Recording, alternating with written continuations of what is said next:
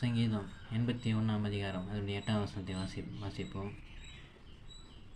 என் ஜனமே கேள், உனக்கு சாட்சியிட்டு சொல்லுவேன். இஸ்ரவேலே, நீ எனக்கு செவி கொடுத்தால் நலமாயிருக்கும் என்று சொல்லப்பட்டிருக்கிறது. நாம் ஒவ்வொருவரும் கர்த்தருடைய சத்தத்தை கேட்கிறவர்களாக இருக்க வேண்டியது காணப்படைய அவசியமாக இருக்க. வேதத்தில் வாசிக்கிறோம், ஆவியானவர் சபைகளுக்கு சொல்லுகிறதை காது உள்ளவன் கேட்க கடவன் என்று சொல்லப்பட்டிருக்க. சபை என்று எதை குறிக்கிறது என்று பார்த்தீங்கன்னா நம்மைத்தான் குறிக்கிறது.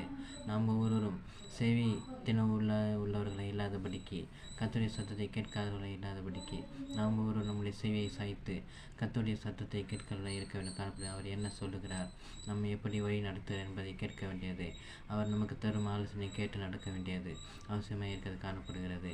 அது நன்மைக்கு நலமானதாக இருக்கும், நலமானதை தோன்றும் நன்மையான காரியத்தில் கொண்டு போய் சேர்க்கிறதா இருக்கிறது. ஆகவே நாம் ஒவ்வொருவரும் தேவையற்ற எந்த ஒரு காரியத்துக்கும் செவி சாய்க்காதபடிக்கு, வேறு எந்த ஒரு சத்துருவின் சத்தத்துக்கோ அல்லது உலகத்தின் சத்தத்துக்கோ மனிதர்களின் சத்தத்துக்கோ நாம் செவி சாய்க்காதபடிக்கு, அதுபடி நடக்காதபடி, கீழ்ப்படியாதபடிக்கு, பயப்படாதபடிக்கு நாம் ஒவ்வொருவரும் கர்த்தருடைய சத்தத்தை கேட்போமாகில் நாம் ஒவ்வொருவரும் நன்மையை பெற்றுக்கொள்வதாயும் ஆசீர்வாதத்தை பெற்றுக்கொள்வது, அது மாத்திரமல்ல நாம் போகிற பாதை செழிப்பானதாயும் பரலோக ராஜ்யத்திலே போய் சென்றடைகளாயும் இருப்போம் காணப்படுவோமாக.